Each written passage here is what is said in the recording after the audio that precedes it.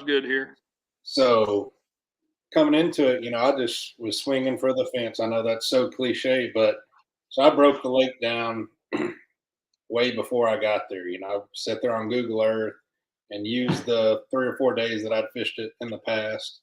And I broke the lake down into 4 or 5 sections, above the bridge, up the river.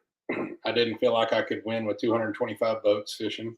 I just felt like they would get caught, and just the pressure and the water level goes up and down above that bridge more than on the main lake just because it bottlenecks up there. Then you got the main harbor. There's always a couple top tens out of there usually in the past. And I just figured there's been so much success out of there that you couldn't win out of there. Never gets one out of there. It's always close. And it doesn't fit my style anyways. It's a little clearer in there. You got to kind of finesse them and fish around docks, and I hate docks, even though I always seem to be fishing them. And then I broke it down to Pelahatchie Bay, and I thought there was a possibility you could win out of there. And I did practice in Pelahatchie, and I caught some good ones there, but I didn't feel like I could catch 15 good ones out of there. I felt like I was going to have one good day, maybe, and I was going to have to fish for me. I cover some water. I just didn't have a spot. And then I figured I would fall off after that and maybe not even catch a limit one of the days if I got in a bad rotation. And then I broke down the east side of the main lake is where I ended up fishing the tournament. So before I got there, I had it pretty much broke down to just a couple mile stretch where I wanted to fish. And like, my buddy Lonnie that I stay with, I fished the ABT Top 100s with you and Justin last year. He stayed with me. So he knows, and my buddy Brett stayed with us too, Brett Cannon, and they saw me every day. I went straight over there and I practiced all day long. I just did official practice at 2.5 days. Didn't want to get there too early and catch fish all over the place and be strung out. I spent every day over there besides a little bit in Pelahatchie. And I just broke it down. I broke it down. I knew it was going to get a ton of pressure, probably the most on the lake, and it did. There was probably 100 boats in a couple mile stretch. There was 40 boats in a quarter-mile stretch where I was.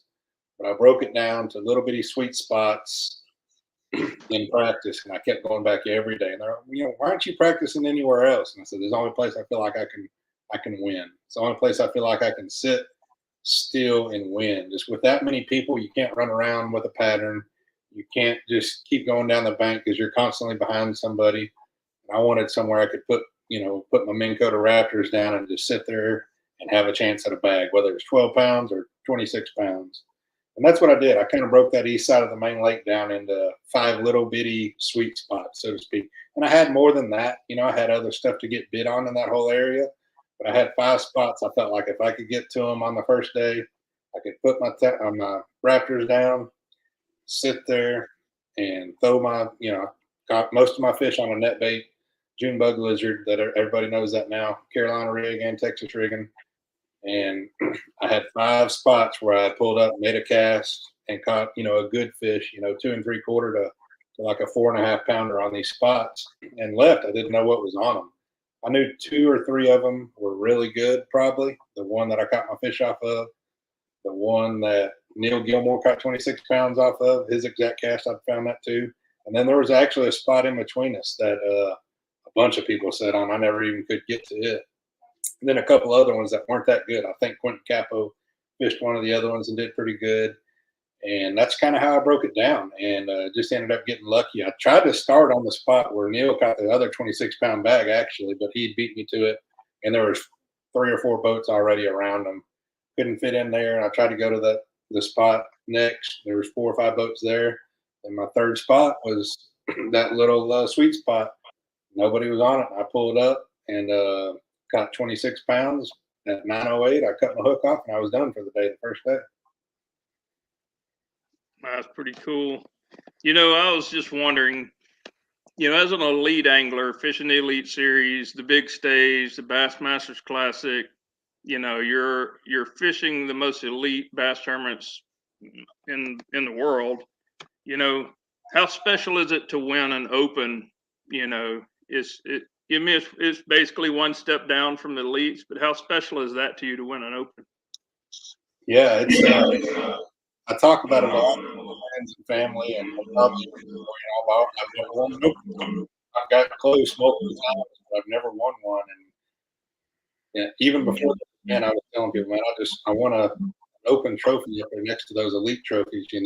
That's just another piece to the puzzle. You got your opens and your elites, then you got your classics and your AOIs. I mean, there's only really 4 of them in my game that you can get, and I got.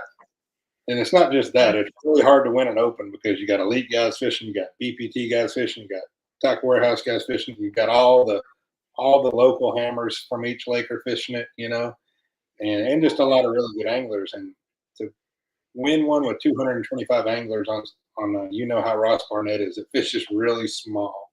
I mean, it fishes like a 8,000 acre lake, pretty much is what it fishes like. 225 boats on it. It's just ridiculous. So just being able to manage my fish, to manage my time, and do everything mentally correct and end up winning at the end of the week it was really rewarding. And I know it sounds weird, but I feel like I got a lot more off, not a lot more, but just as much off this win as I did my elites from not just the companies I work with, like American Bait Works and all their companies, but just everybody else in the industry too, from writers to bloggers to friends and family. And I think a lot of people really knew how much I wanted that win. I really wanted to win that one, and I kind of felt it from the get go too that I had a shot. It was pretty special. Had my mom, my dad, and my wife, and my baby come down, so it was a really special win. It was only 4.5 hours from my house, even though I've never been there before. It's not that far, so everybody got to come, and it was pretty close at the end. I mean, me and Nick were tied on Bass Track when I checked in. We can check in our Bass Track when we check in, and he caught one on his last cast. He told me he had his trolling motor, I think, got a 3-pounder. So when I checked in, I looked at Bass Track, and it said whatever our total was, we were exactly tied to the ounce. So I knew it was going to be really close, and I was lucky to get a win. Yeah, well, luck, maybe lucky. It's not all luck, of course. You got to find it. Sound like you put your work in. But yeah, what do you think? You and I talked afterwards, and you were telling me of all the other anglers that were in the area that we're in. You mentioned it a little while ago in your article you wrote. So what do you think made the difference? Why you caught them when some of the other ones didn't? Well, I think there was a lot of fish in that area. Just that whole stretch, you could catch them behind the mats, behind the reeds. You could catch them in the reeds. You could catch them in the first section of pads, and then we had huge sections of pads. You could catch them anywhere in those pads, from the bank out to where I was.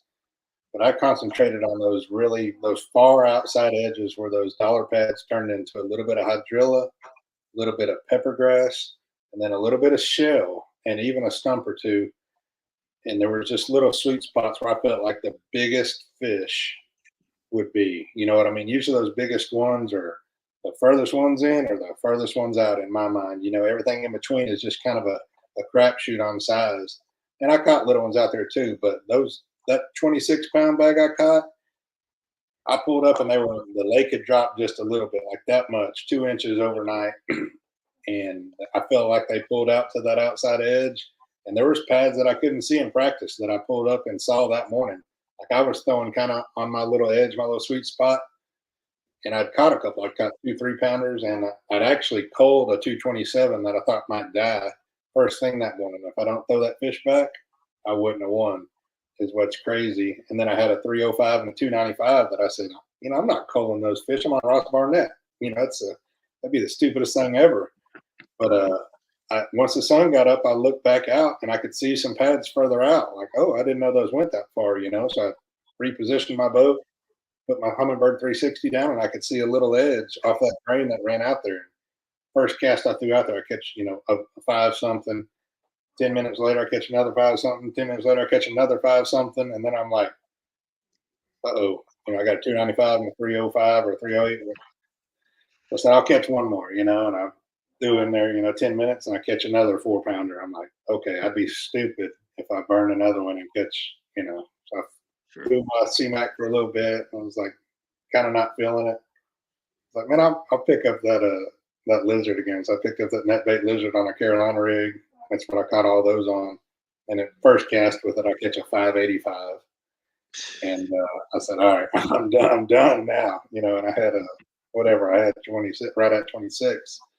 So that's kind of how it went down, just knowing that those biggest ones were going to pull to that outside edge with that water dropping is what I think helped the most. And just being confident, didn't move around a lot. I was quiet, and I had what they wanted. I tried some other baits in there, and those big ones wanted that June bug net bait lizard on a Carolina rig. That's what they wanted, even though it was 1 to 3 foot of water. It's shallow for a Carolina rig, but that's what they wanted, and I don't know why. And I didn't pick it up till the last day of practice, and I pulled up on all those spots and caught fish on all of them. So it was just a little bit of knowledge and a little bit of luck. Yeah, I guess that's what it takes. I was reading your article that you wrote in Bass, or they wrote in Bass, and it said you told him you cut your hook, or you didn't want to catch another one, so you're just throwing a weight around, but you let your co-angler catch a couple more. That's pretty cool right there. That shows some character with you. He actually caught like a 6-pounder, actually. It was 5 something. I don't know what it weighed exactly, because he had one before I started catching those big ones, and I caught all those big ones real quick. And I turned around and I said, "Hey man, I'm cutting my hook off. You can keep fishing. I'm not going to tell you not to fish. I would never do that to any co-angler, obviously. But are you cool if when you catch your 2 keepers, will you quit fishing? And he said, "Yeah, I'm cool with that." And he kept casting. And like 20 minutes later, I heard him go, and I said, "Oh, good." And I heard it was like a 5 or 6 pounder, and I was like, "No, that's not the one you're supposed to catch, man." Not really. Me and him are super cool. And he caught another one. That was like 2 3/4, a good one. He had a big old bag the first day, and he was cool. When he was done, he cut his hook off, and we sat there and threw half-ounce weights at him with us. Well, I'm sure you made a friend for life there, huh? Oh yeah, That's pretty cool though. But I mean, that's cool. And so, I know you mentioned the lizard, the June bug lizard. What other baits did you use to catch those fish? Yeah. I'll kind of do a rundown of all 3 of my days. It'll be super quick and super easy. That, like I've just said, that first day I caught all those big ones on a net bait 6-inch June bug lizard. Had bait fuel doused on all my plastics, and I caught other fish that day on just a C-Mac June bug and plum Texas rig in those pads. I just didn't weigh any of them in, and that was it for the first day. I might have caught some other fish doing some stuff early, but nothing that mattered. The second day I get there, somebody's on my spot. He lets me in there. I'm like, "Man, we're gonna wreck them again." Nothing. I never catch another fish out there out of that deep stuff. They had shut the gates, the lake stabilized, started coming up, and they started moving inside the pads. But I didn't leave. I didn't freak out, and I catch 4 keepers right there, but throwing the opposite way, throwing inside like I had started this day on the same bait, June bug lizard from that bait. And then it was like I stayed patient, stayed calm. I had a longer day that day too, but at like 1 o'clock, I've got 4 fish. I've been throwing the same spot for 7 hours. I haven't moved my boat again, besides a couple feet. So I'm like, man, I gotta go get 5, because I know how much the weights vary in those opens, especially on Ross Barnett.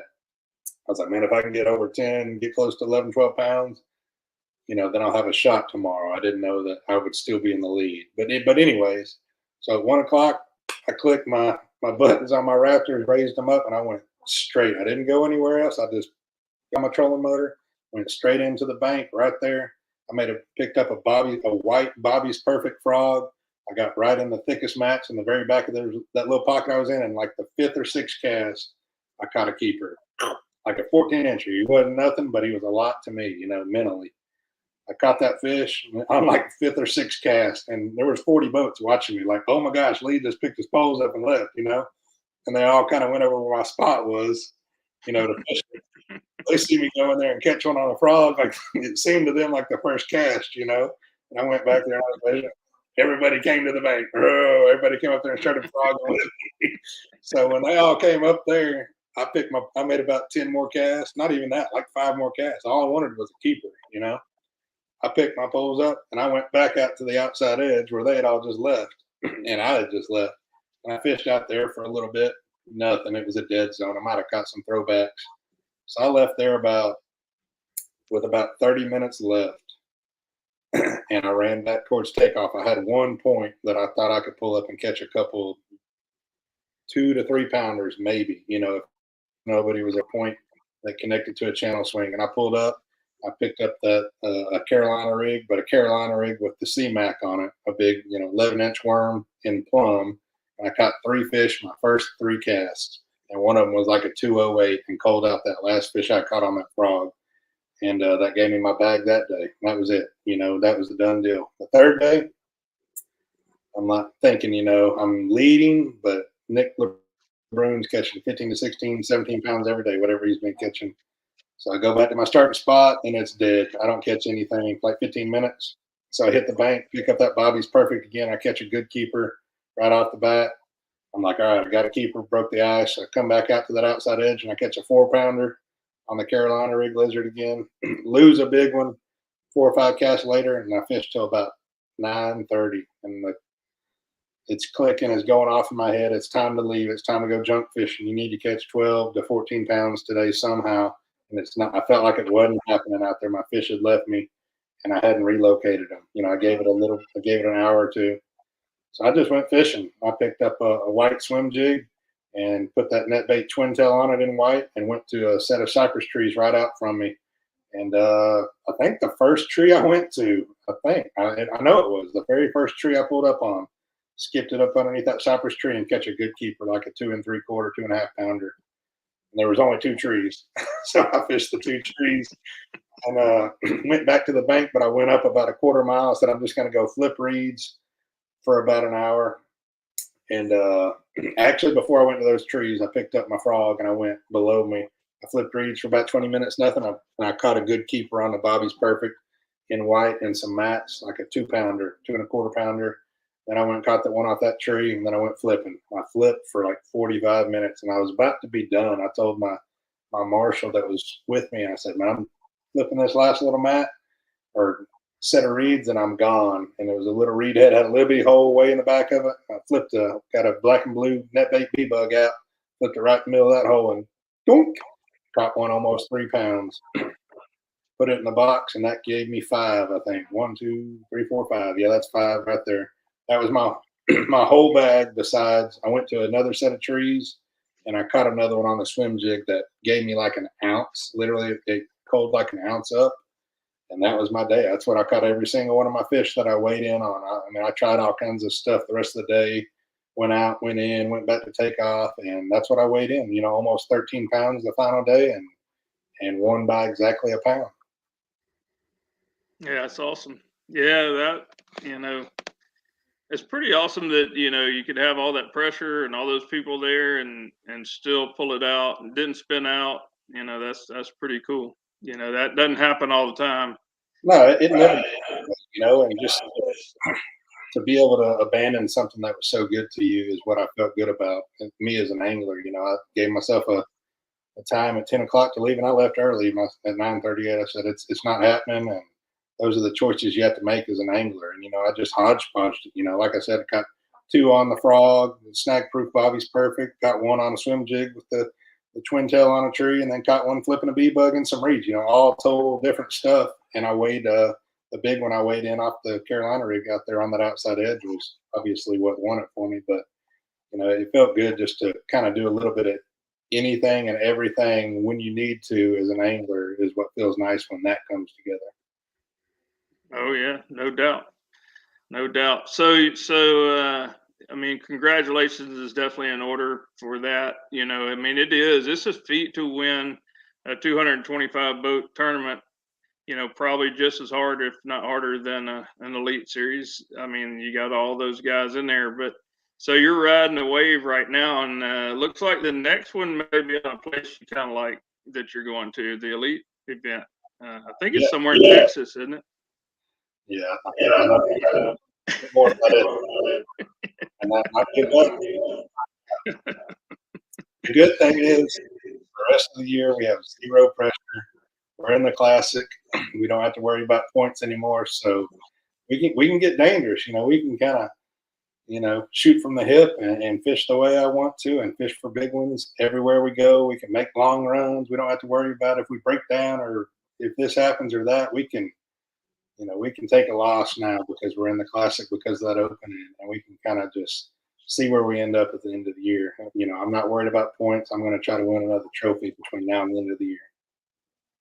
Heck yeah. Well, hopefully it'll be in a couple. When is that tournament at Fork? It is not next week, but the next, so 2 weeks away. Yeah. So yeah, that ought to be a good one. I'm looking forward to seeing that one. I'm sure you're looking forward to getting there. Yeah, it's foot low right now. It's going to fish really, really small, just in general. But I think if everything lines out right, whoever wins is probably going to break the all-time 4-day weight record. I think personally for Bassmaster, so it could be a really good heavyweight event. Seemed like the last one that I watched there it had some pretty good weights in it, didn't it? Yeah.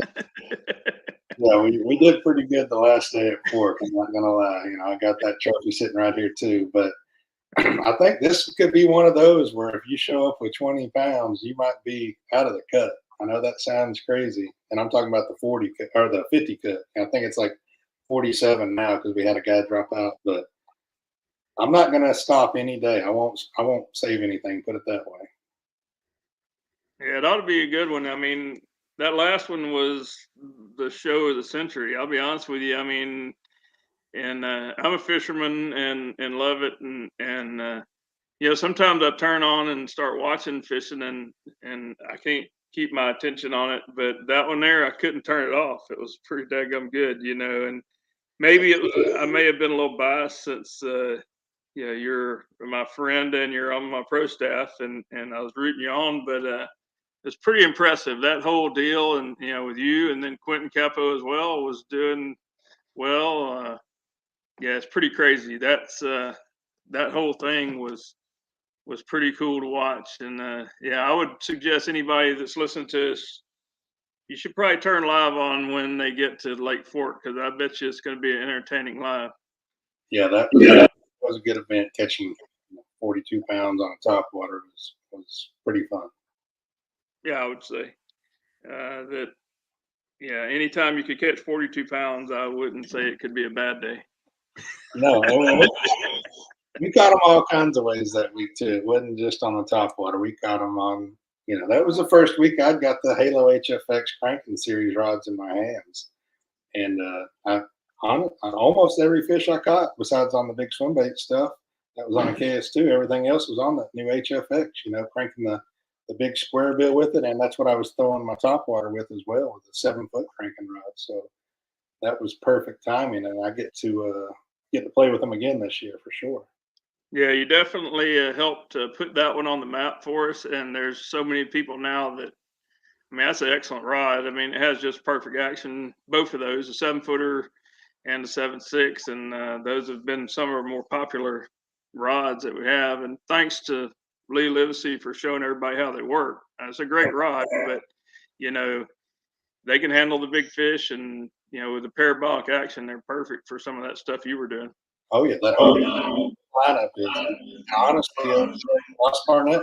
I wasn't using the cranking series obviously, but I was throwing the just that 7.3 medium heavy on everything. That's what I was throwing on the pads. That's what I was flipping with. That's what I was skipping the jig with. That's what I was throwing my Carolina rig with, my Texas rig, everything. I was frogging with it. I did everything with the same exact rod, 7.3 HFX medium heavy. That's what I did.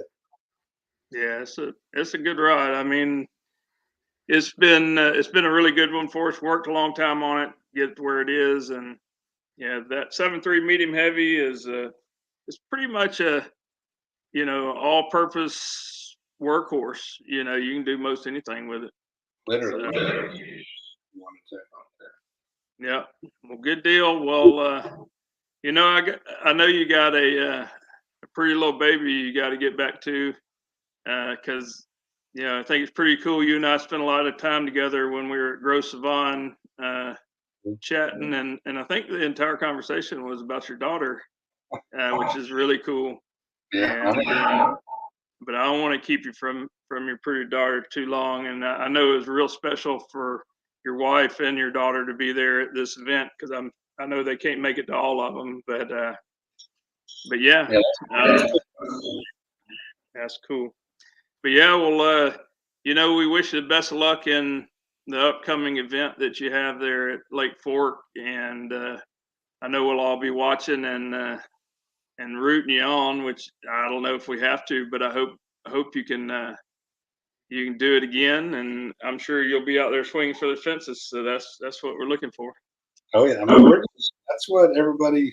We're not even halfway done with the Elite Series season this year, you know, and we still have 2 more open, so we still got a lot of tournaments to fish this year. You know, we still have a lot of chances to do all kinds of special things, and you know, there's nowhere better to start on my end than Lake Fork. You know, I know it's hard to win on your home lake, especially back to back, but I would definitely I'll take my swings for sure.